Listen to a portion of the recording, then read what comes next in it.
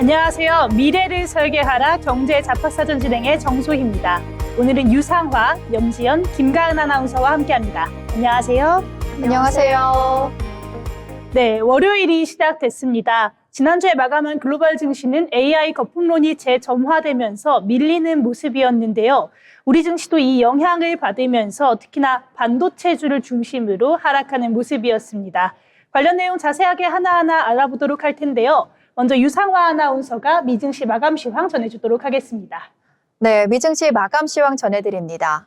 현지 시각 10일 미증시는 AI 거품론이 다시 재조명되면서 3대 지수 모두 하락 마감했습니다. 구체적인 지수 살펴보시면 다우지수가 0.51%, 나스닥이 1.68%, S&P 500 지수는 1.07% 각각 하락했는데요. 나스닥의 하락폭이 가장 컸습니다. 다우는 투자자들이 기술주를 매도하고 가치주를 사는 순환매를 함에 따라서 0.51% 하락에 그치는 등 비교적 선방하는 흐름이었습니다. 전일에는 오라클의 충격으로 오늘은 브로드컴 충격으로 주요 기술주가 일제히 급락했는데요. 전일 실적을 발표한 브로드컴이 시장의 예상치를 상회하면서 비교적 견조한 실적을 발표했습니다. 다만 투자자들의 시선은 이제 AI 테마를 넘어서서 수익성과 안정성으로 주목하고 있는 만큼 이번엔 투자자들의 선택을 크게 받지 못한 모습이었습니다. 그러면서 11.44% 폭락하면서 주요 기술주를 끌어내린 흐름이었습니다. 전일 11% 폭락했던 오라클도 오픈 AI의 데이터 센터 건설이 지연되고 있다는 소식에 이날 4% 넘게 급락했습니다. 기술주 매도세가 발생하자 미증시의 7대 기술주는 애플을 제외하고 일제히 하락했습니다. 그럼 히트맵 열어서 종목별 움직임도 같이 살펴보겠습니다. 먼저 AI 인프라 불안이 기술주 전반을 압박한 반면 자동차와 경기방어주로 자금이 이동하는 흐름이 두드러졌습니다. 먼저 반도체와 AI 인프라 관련주입니다. 엔비디아는 중국의 H200 수요가 생산 능력을 웃돈다는 소식에 상승 출발했지만 오라클발 데이터 센터 건설 지연 우려가 부각되면서 결국 하락 전환했습니다.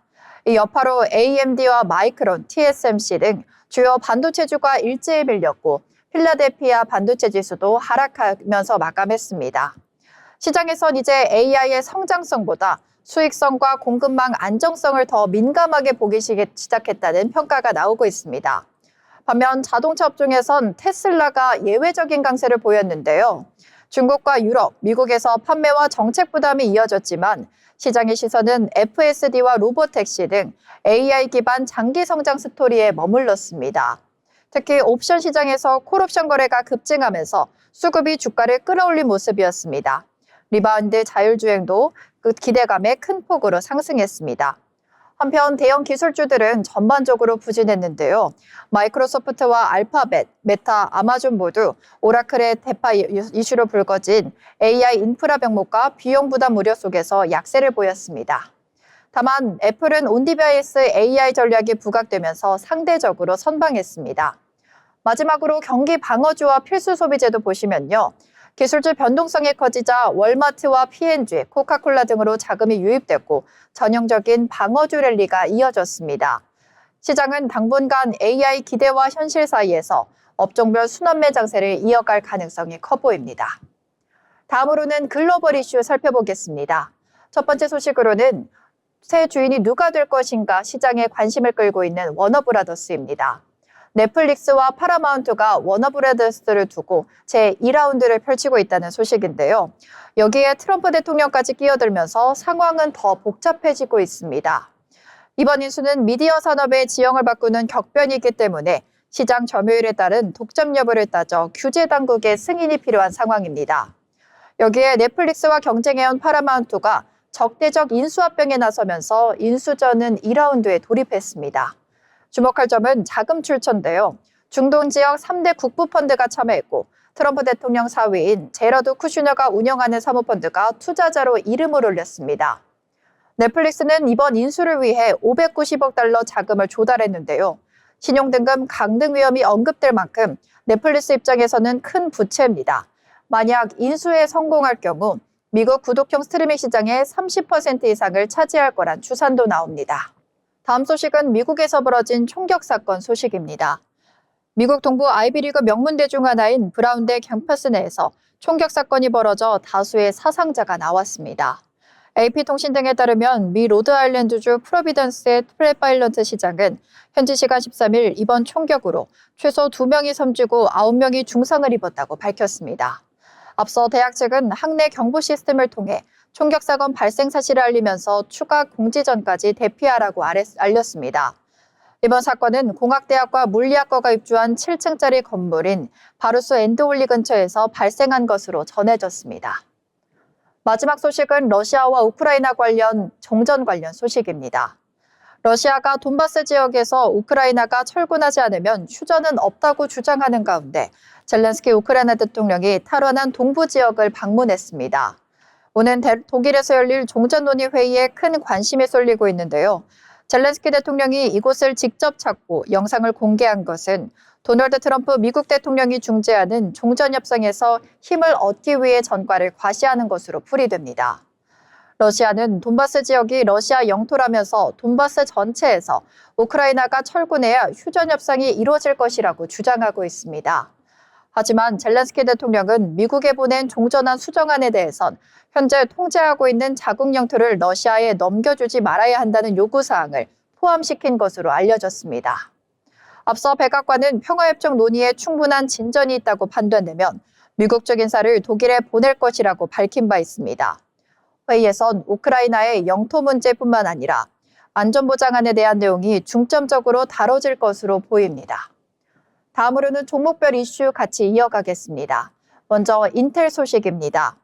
미국 반도체 제조사 인텔이 올해 중국과 긴밀히 연결된 업체에 반도체 제조 장비에 대한 시험을 진행했다고 밝혔습니다.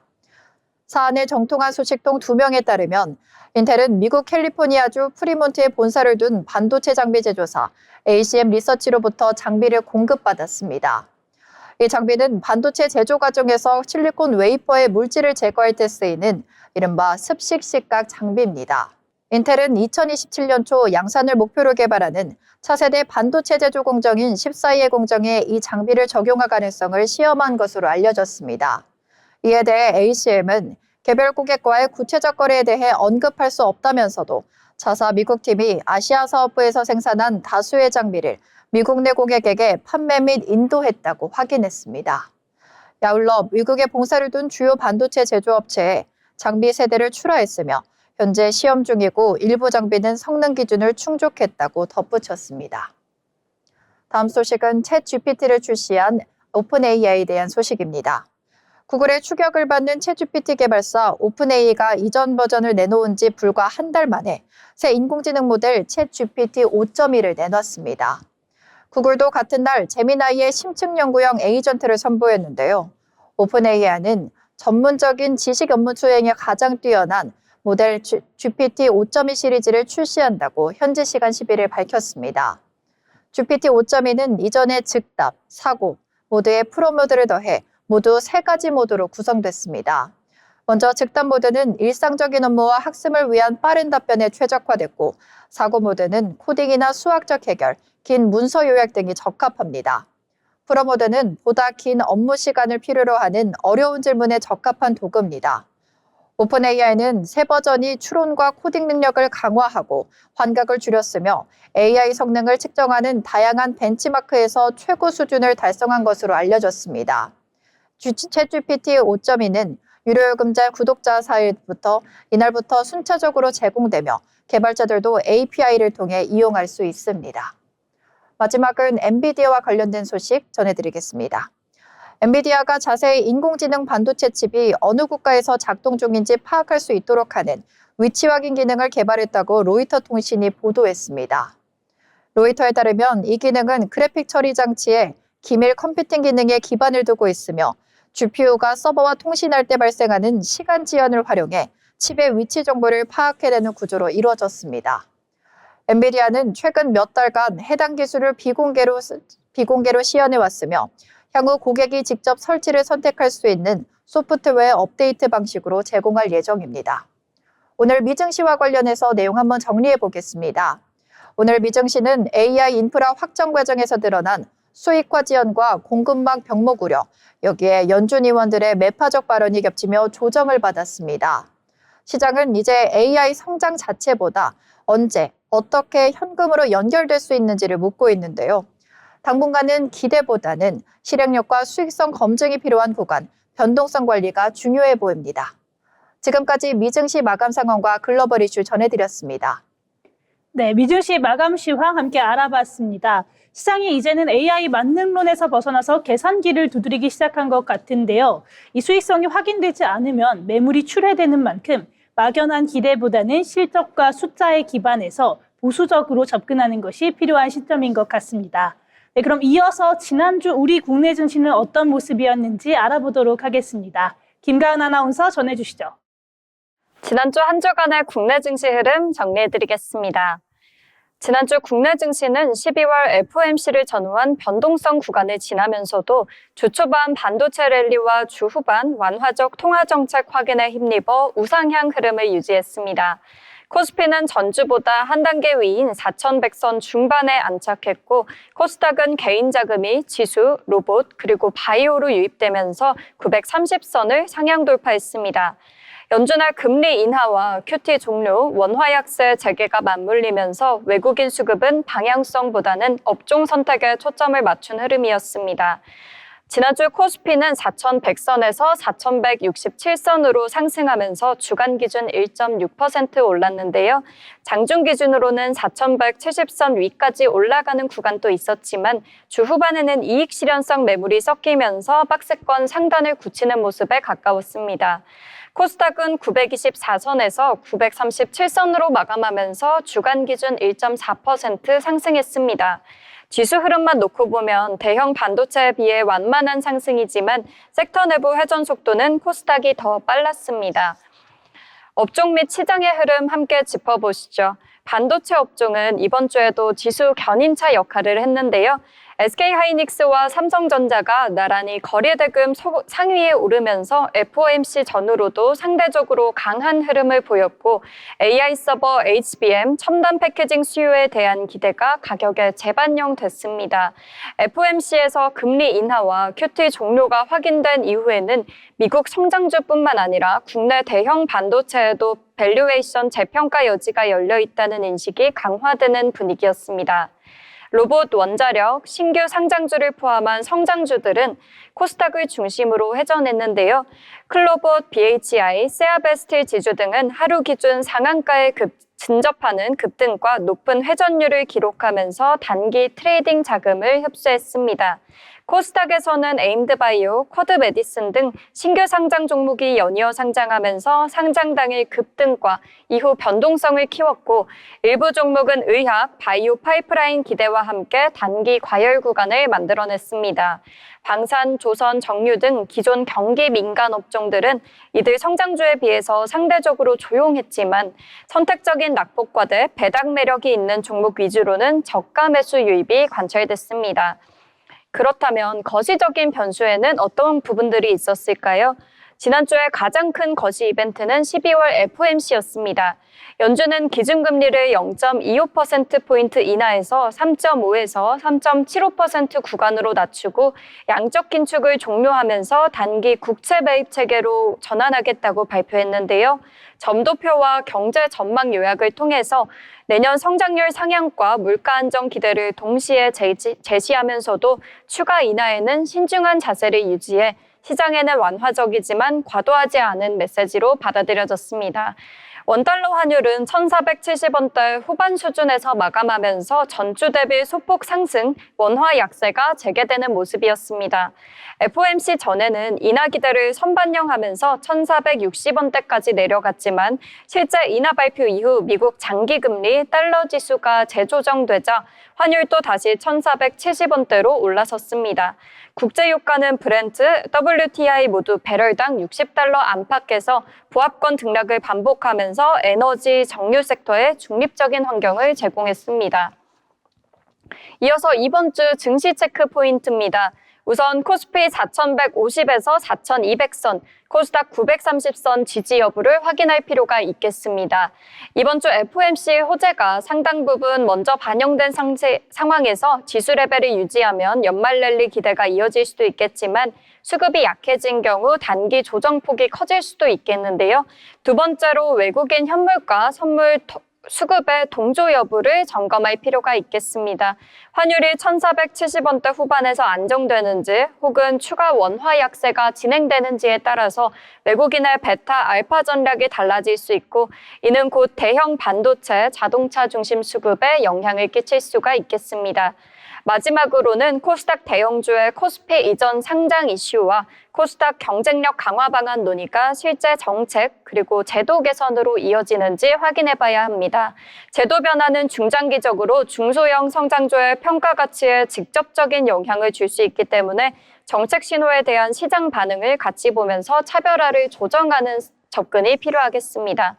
요약하자면 12월 둘째 주 국내 증시는 FOMC 금리 인하와 QT 종료라는 글로벌 완화 신호 속에서 반도체, AI 그리고 로봇 중심의 성장주 랠리를 이어갔는데요. 대형 기술주는 리포트 상향과 실적 추정치 개선 기대를 바탕으로 지수 대비 초과 수익을 기록했고 코스닥에서는 로봇, 바이오, 신규 성장주로 단기 트레이딩 자금이 몰리면서 변동성이 확대됐습니다. 동시에 코스피 대형주 일부가 코스닥에서 코스피로 옮겨가는 구조 변화, 연말 배당과 연이은 글로벌 통화정책 이벤트가 겹치면서 향후 몇 주간은 지수 방향성보다 업종 스타일 선택의 비중이 커지는 구간이 이어질 가능성이 크겠습니다. 이번 주에는 외국인 현선물 수급과 환율, 성장주 거래 대금을 함께 보면서 반도체 AI 중심의 추세 지속 여부와 가치 그리고 배당주로서의 부분적인 로테이션을 점검하는 전략이 중요하겠습니다. 지금까지 지난주 국내 증시 그리고 이번 주 증시 전망 짚어봤습니다. 네, 지난주 상황 잘 짚어봤습니다. 12월 FOMC라는 큰 불확실성을 넘어서고 조금은 안정된 모습인데요. 다만 이 높은 환율로 인한 원화 약세는 외국인 수급의 변수가 될 것 같습니다. 이제는 지수 자체보다는 철저하게 실적을 뒷받침하는 성장주 위주로 포트폴리오를 구성하는 것이 필요할 것 같습니다. 이어서 알아두면 좋은 이슈들을 정리해보는 모이슈 시간인데요. 염지연 아나운서, 오늘은 어떤 내용을 들고 오셨을까요? 네, 이번 모이슈 시간의 주제는 AI입니다. 올해 출간된 책 제목에서 가장 많이 등장한 단어는 단연 AI였습니다. 출판 시장을 넘어 일상과 산업 전반까지 스며든 AI 열풍은 이제 관심을 넘어 규제와 제도의 문제로까지 확장되고 있는데요. AI 책의 인기와 함께 세계 최초로 AI 법 시행을 앞둔 우리나라의 움직임까지 함께 짚어보겠습니다. 올해 국내에서 출간된 책들의 제목에 가장 많이 등장한 키워드는 AI였습니다. 지난 14일 교보문고에 따르면 올해 1월 1일부터 11월 28일까지 출간된 도서 가운데 총 224종의 도서 제목에 AI가 포함됐다고 합니다.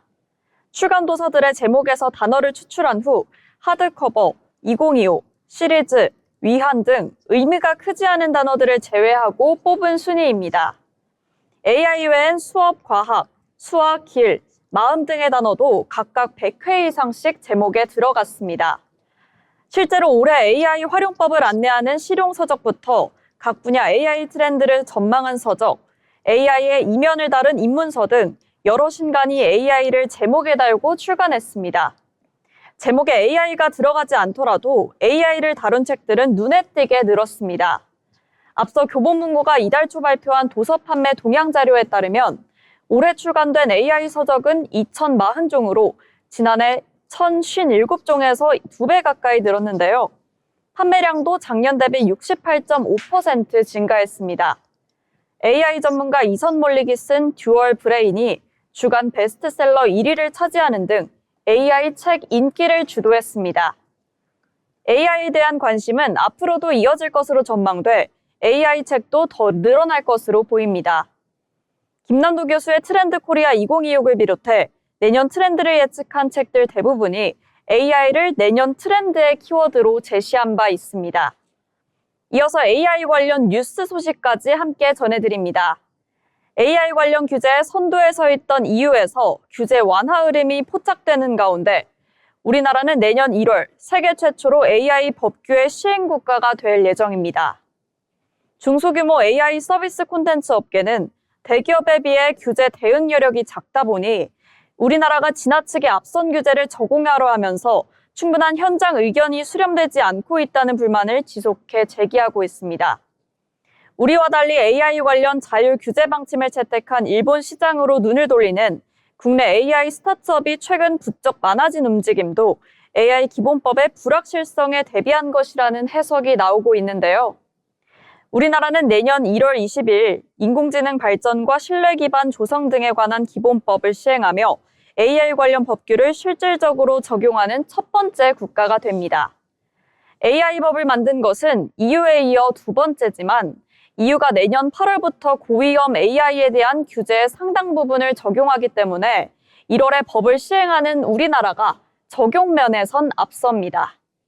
게다가 지난달 EU 집행위원회가 규제 완화안을 담은 디지털 간소화 방안을 발표하면서 EU의 AI 규제 적용 시기가 2027년 말로 늦춰질 것이라는 예상도 나오고 있습니다. 미국 빅테크의 요구와 AI 경쟁이 뒤처지고 있다는 유럽 내부의 우려가 반영돼 EU가 규제 완화로 선회한 것으로 해석됩니다.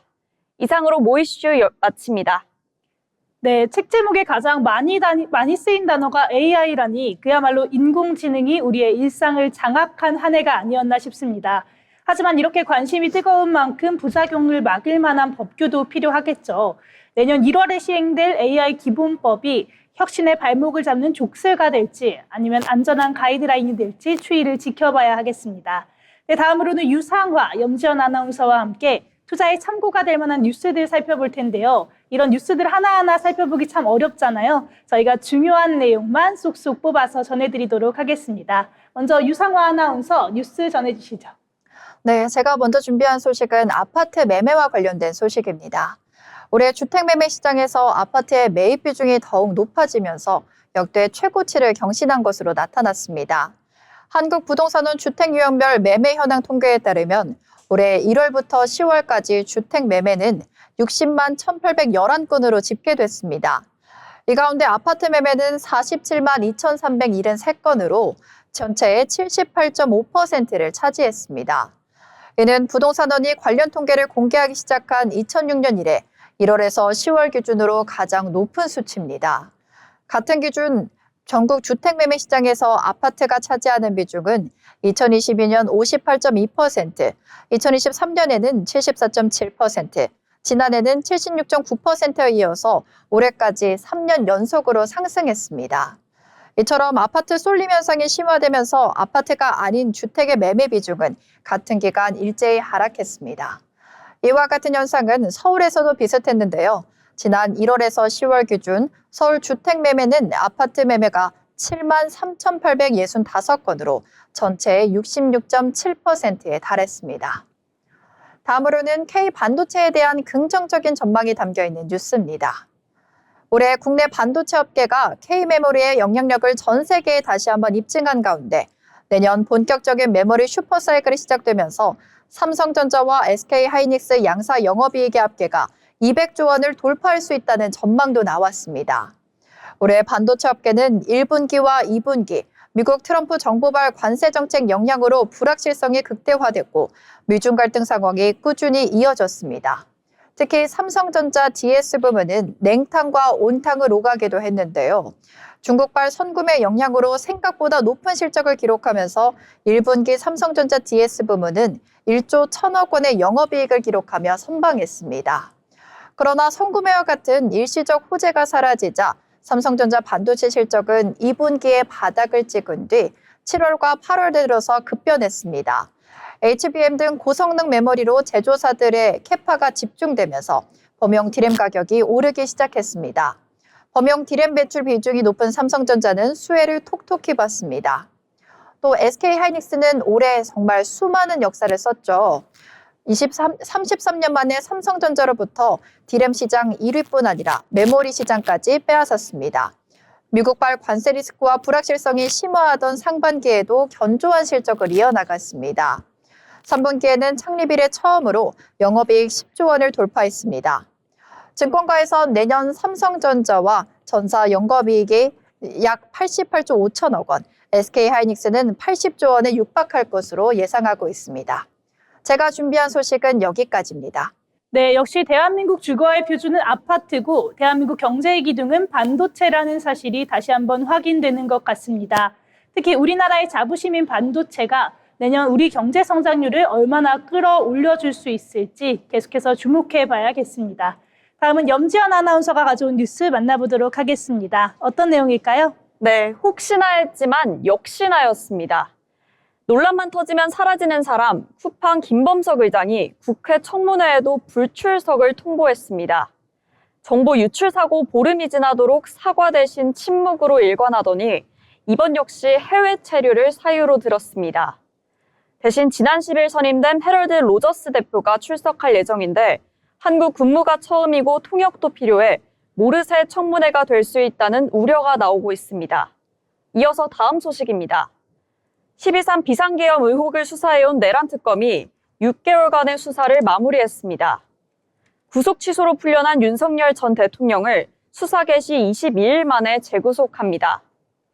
조은석 특별검사는 지명 이후 오늘 처음으로 공식 석상에 나와 수사 경과와 함께 구체적인 계엄 동기를 발표했습니다. 최종 수사 결과를 발표하면서 윤석열 전 대통령이 2023년 10월 전부터 비상계엄을 준비했다고 밝힌 바 있습니다. 이상으로 뉴스 브리핑 마칩니다. 네, 오늘 뉴스 잘 들어봤습니다. 쿠팡도 마찬가지고 윤석열 전 대통령도 마찬가지로 이 책임의 무게를 지는 것이 정말 중요한 것 같습니다. 이후의 결과가 또 어떤 반향을 가져올지 계속해서 지켜봐야 하겠습니다. 아울러 본 방송에서 제공하는 정보는 투자 판단을 위한 조언일 뿐 해당 종목 가치의 상승 또는 하락을 보장하지 않습니다.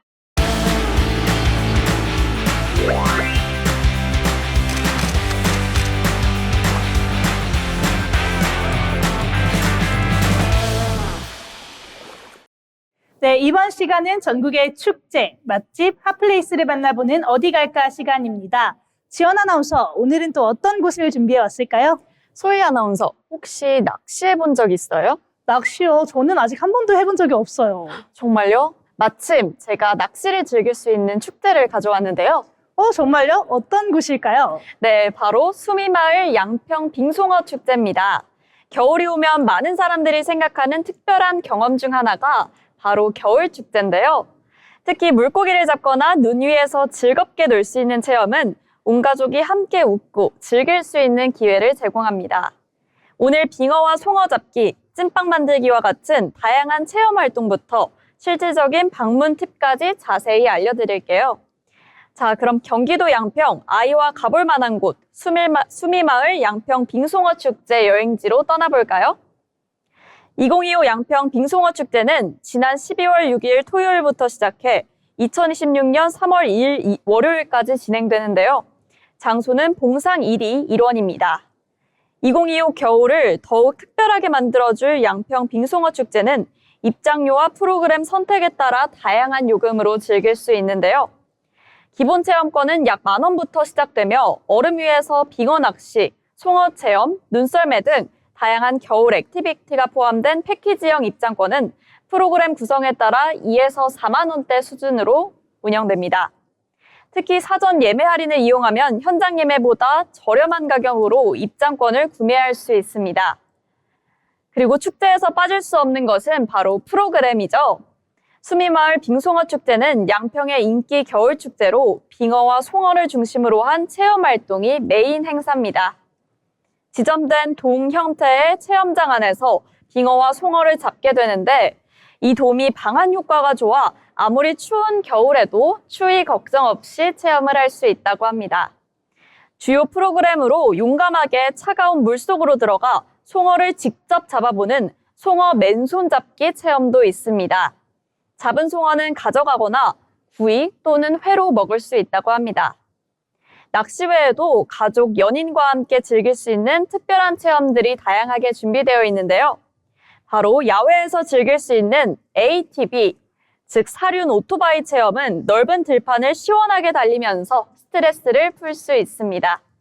양평 빙송어 축제에서 짜릿한 낚시 손맛을 보셨다면 이번에는 수미마을의 인기 만점 찐빵 만들기 체험을 놓치지 마세요.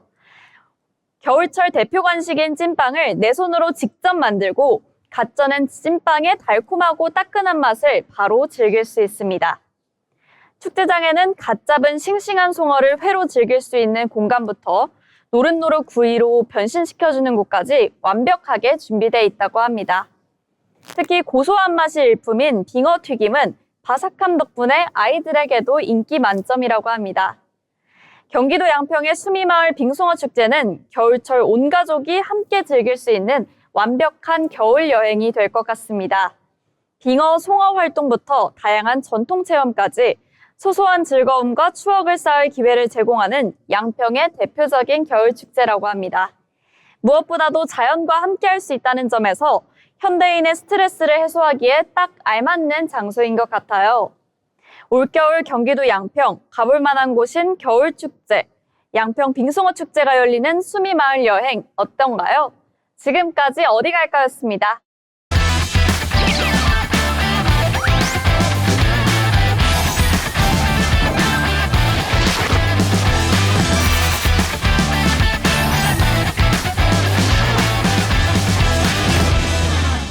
네, 이번 시간은 투자의 고수가 되고 싶은 아나운서들이 모여 주식 이야기, 경제 이야기 나눠보는 도네마 시간입니다. 먼저 오늘 마감 시황 정리하고 넘어가도록 하겠습니다. 김가은 아나운서 전해주시죠. 12월 15일 국내 증시 마감 시황 전해드립니다. 코스피가 7거래일 만에 4,100선을 내줬습니다. 인공지능 산업을 둘러싼 버블 논란이 다시금 부각된 데다가 주요 경제지표 발표 등을 앞둔 경계 심리도 지수의 낙폭을 낮춘 건데요. 오늘 코스피 2% 가까이 하락하면서 4,090선에 장 마감했습니다.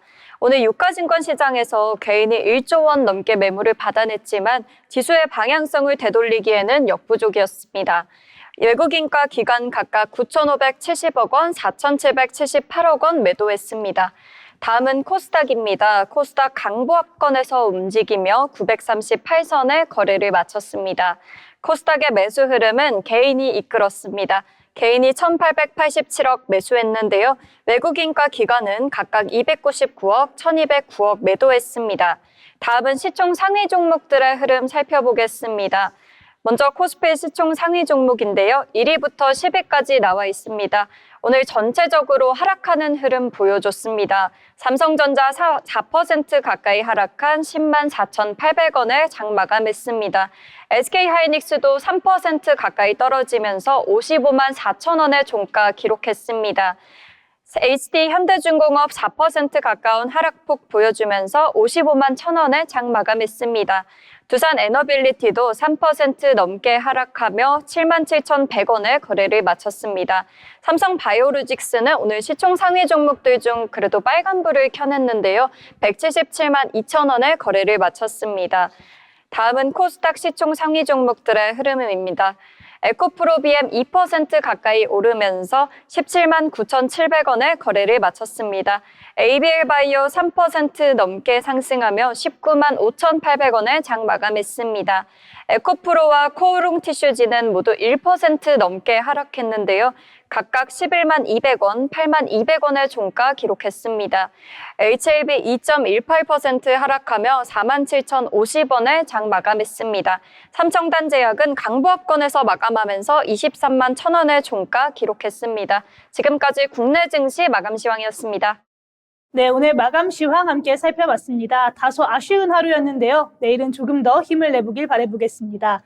이어서 오늘 장에서 주목받았던 특징들 살펴보는 시간입니다. 먼저 유상화 아나운서가 준비하셨다고요? 어떤 종목일까요? 네, 제가 먼저 소개해드릴 종목은 신세계푸드입니다.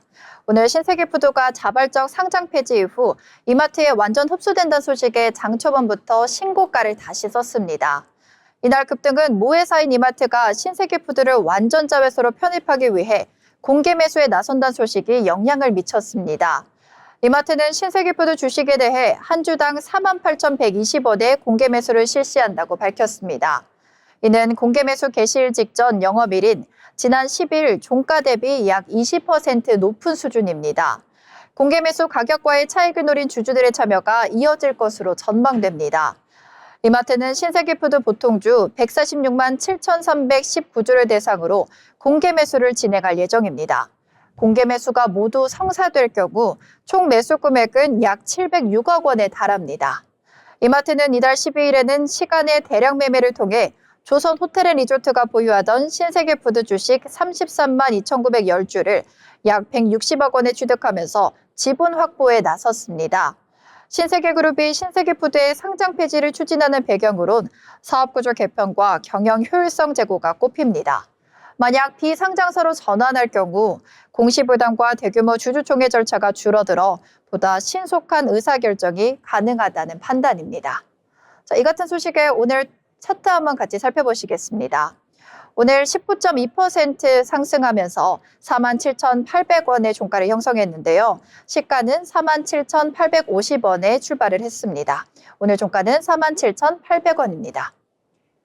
네, 이렇게 신세계푸드 알아봤습니다. 이렇게 모회사가 사주는 자발적 상장 폐지는 굉장히 호재로 볼 수 있겠죠. 기존 주주분들 꽤 쏠쏠한 연말 보너스 받으실 것 같습니다. 다음은 제가 준비한 종목인데요. 저는 오늘 하락한 종목 들고 왔습니다. 올해 국내 증시에서 가장 기억에 남는 종목 하면 하나 에어로스페이스를 빼놓을 수 없겠는데요. 이 하나 에어로스페이스가 투자 경고 종목으로 지정받으면서 오늘 약세를 보였습니다. 이 투자 경고 종목 지정 사유로는 최근 1년간 주가 상승률이 200%를 넘어선 점과 최근 15거래일 중 시세에 영향을 미친 상위 10개 계좌의 매수 관여율이 기준을 초과한 거래일이 4일 이상 발생한 점을 들었습니다. 거래소는 투자 경목 종목 지정 이후에도 주가가 2거래일 동안 40% 이상 상승하고 지정 전일 종가를 웃돌 경우 1회에 한해서 매매 거래 정지가 될 수 있다고 안내했는데요. 이번 조치는 이상 등급에 따른 투자자 주의 환기 목적의 관리 조치로 기업의 실적이나 사업 내용과 직접적으로 연계된 공시 내용은 없습니다. 이 하나 에어로스페이스는 최근 방산 및 항공 우주 사업 확대 기대감 속에서 주가가 급등하면서 단기간에 큰 폭의 상승세를 기록했는데요. 다만 투자 경고 지정 이후 단기 차익 실현 매물이 나오면서 주가가 조정을 받은 모습입니다. 방산 업종 전반으로도 동반 약세를 보였습니다. 하나시스템, 현대로템, LIG 넥스원 등 주요 방산 관련 종목들이 장중에 하락세를 나타내면서 최근 급등 이후에 조정 국면에 진입한 모습입니다. 시장에서는 투자 경고 지정에 따른 단기 변동성 확대와 함께 대외 증시 흐름이 겹치면서 당분간 하나 에어로스페이스 주가가 변동성 장세를 이어갈 수 있다는 분석도 나오고 있으니까요. 이 점은 참고해 보시면 좋겠습니다. 네, 다음으로는 지연 아나운서가 준비한 종목 만나볼 텐데요. 어떤 종목일까요? 네, 제가 오늘 준비한 특징주 고려아연입니다. 고려아연 주가가 15일 개장 직후 20% 넘게 급등했습니다. 오늘 오전 9시 7분 고려아연은 전거래일보다 23.78% 뛴 187만 9천 원에 거래됐습니다. 고려아연이 미국 남동부에 10조 원 규모의 전략, 광물 재련소를 건립한다는 소식이 투자 심리를 자극한 것으로 풀이됩니다. 외교통상당국에 따르면 고려아연은 오늘 오전 이사회를 열어 이 같은 내용의 미국 재련소 투자 여부를 결정했습니다. 고려아연의 미국 재련소는 고려아연과 미국 측이 합장법인 JV를 만들어 추진하고 총 투자금은 약 10조 원 규모가 될 것으로 알려졌는데요. 투자금은 JV가 현지에서 차입하며 미 국방부와 상무부, 방산 전략기업 등이 약 2조 원 규모의 투자를 참여할 예정입니다. 함께 고려아연 차트 살펴보겠습니다. 오늘 고려아연 157만 원에 거래 시작해 장중에는 무려 27.45%로 193만 6천 원으로 고가 형성했고 158만 3천 원에 거래 마쳤습니다.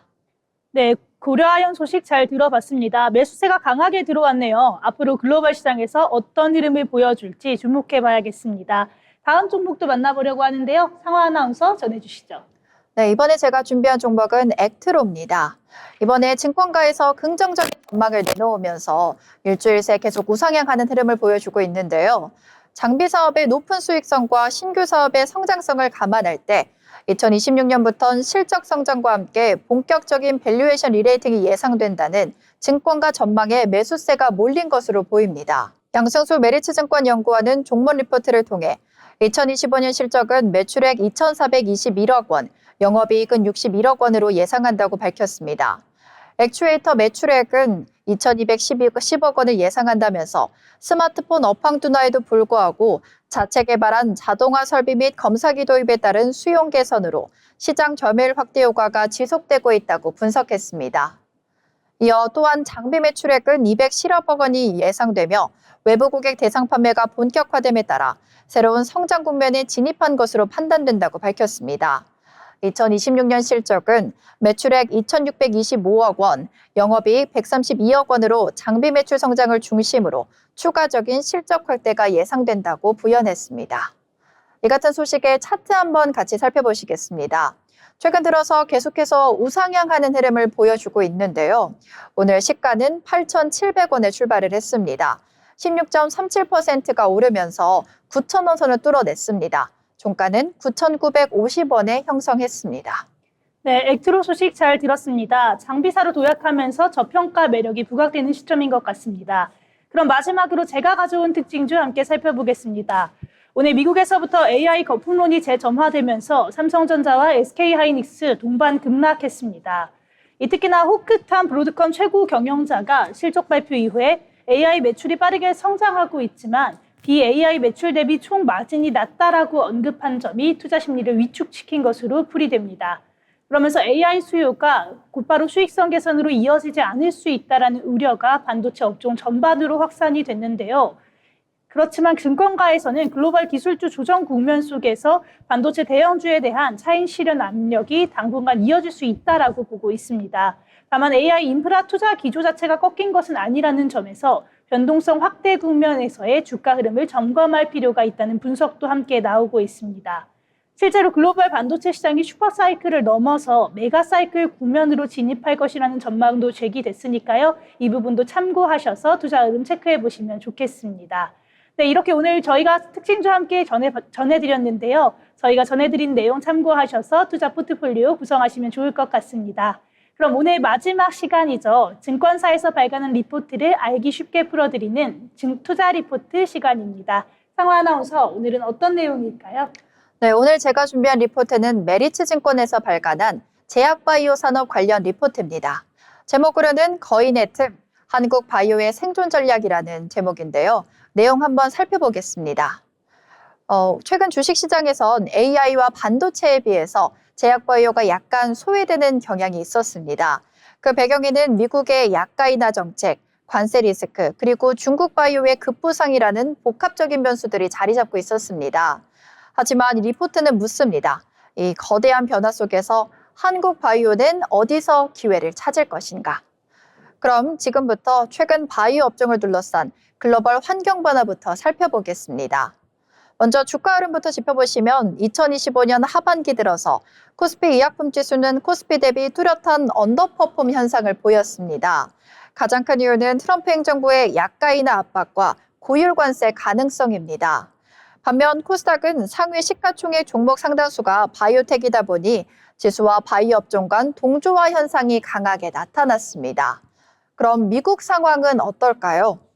상반기엔 정책 불확실성으로 조정을 받았지만 2025년 9월에서 10월 화이자와 아스트라제네카 미국 정부와 협상에 성공하면서 약가 인하와 관세가 3년간 유예됐고 이후 투자 심리는 빠르게 회복됐습니다. 이러한 상황을 빅파마들은 시기별로 다르게 대응을 하고 있습니다. 먼저 단기적인 전략으로는 재고 선확보에 나섰고 중장기적으로는 메이드 인 USA 생산기지를 구축하겠다는 방침입니다. 동시에 DTC 모델을 확대하겠다는 계획도 가지고 있습니다. 특히 여기서 주목할 점은 일부 전문의약품을 최대 80% 할인된 가격으로 직접 판매하는 대신 관세 유예라는 정책적 혜택을 받았다는 점입니다. 하지만 빅파마들이 더욱 두려워하는 건 따로 있습니다. 바로 특허 절벽입니다. 앞으로 10년간 2,340억 달러의 매출이 사라질 것으로 예상을 하면서 장기 공동연구보단 후기 임상 파이프라인을 단번에 확보할 수 있는 M&A가 급증하고 있습니다. 그럼 여기서 중국 바이오를 보지 않을 수 없을 텐데요. 그래프에서 보시는 것처럼 글로벌 바이오 거래에서 중국 비중이 증가하고 있습니다. 거래 건수 비중이 2.2%에서 11.4%로 늘었고 거래 금액 비중 또한 4%에서 50%로 늘어나면서 비약적인 성장을 이뤘습니다. 중국은 낮은 개발 비용과 빠른 임상 속도를 무기로 글로벌 빅파마들의 주요 파이프라인 공급처로 부상했습니다. 다만 CNS 질환 파이프라인이 취약하고 최근 미국 생물보안법 재추진으로 지정학적 리스크가 다시 부각되고 있습니다. 그럼 이제 이런 환경 변화 속에서 실제 기술 트렌드는 어떻게 바뀌고 있는지 살펴보겠습니다. 두 번째 핵심은 항체 약물집합제 ADC입니다. 그래프에서 보시는 것처럼 ADC 범용 임상 연구 수가 증가하고 있는데요. ADC는 이제 단순한 후기 치료제가 아닙니다. 1차 치료와 수술 전후 보유요법으로 빠르게 이동하고 있습니다. 대표 사례가 아스트라제네카의 에너투인데요. 약의 효능으론 병리학적 완전 반응률을 11%포인트 개선했고 재발 사업 또한 44% 감소했다는 결과를 냈습니다. 부작용 측면에서도 기존 화학요법 대비 중증 부작용과 심독성 감소가 확인됐습니다. 이제 TP 트롭2 ADC 경향도 본격화되고 있습니다. 게일드의 트로델비 1차 치료 옵션으로는 진입하면서 시장을 확대 중입니다.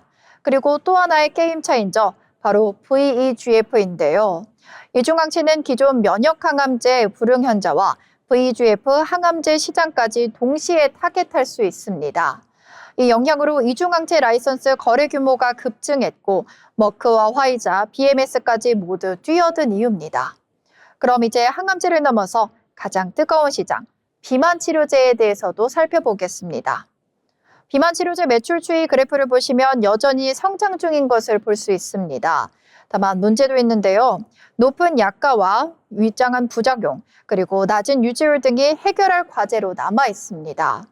이에 따라서 가격 인하와 경구 제형 등의 변화를 준비하고 있는 흐름입니다. 마지막으로는 RNA 치료제입니다. 기존 희귀질환 중심에서 대사 심혈관 질환으로 Q가 폭발적으로 확장 중입니다. 대표 사례가 노바티스의 레코비오인데요. RNA 치료제의 또 다른 키워드는 간후의 전달, CDMO 수요 증가입니다. 정리해보면 이 리포트가 한국 바이오의 생존 전략을 명확하게 제시하고 있습니다. 첫 번째로는 빅파마가 필요한 후기 임상 자산을 준비해야 된다는 거고요. 또 다른 거는 중국이 약한 CMS 차별화 기술에 대해서 개발을 준비해야 된다는 겁니다. 마지막으로는 ADC, 이중항체, RNA 플랫폼이라는 글로벌 트렌드 교차 지점도 찾아야 되는 것으로 정리해 볼 수 있겠습니다. 오늘 제가 준비한 리포트는 여기까지입니다. 아울러 본 방송에서 제공하는 정보는 투자 판단을 위한 조언일 뿐 해당 종목 가치의 상승 또는 하락을 보장하지 않습니다.